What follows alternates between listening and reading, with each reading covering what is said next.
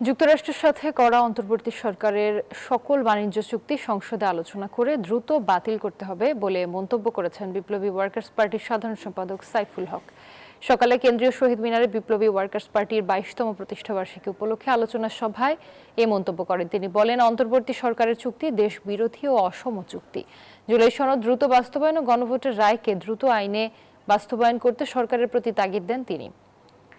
সমাবেশে শহীদ মিনারে পুষ্পস্তবক অর্পণ র্যালি অনুষ্ঠিত হয়।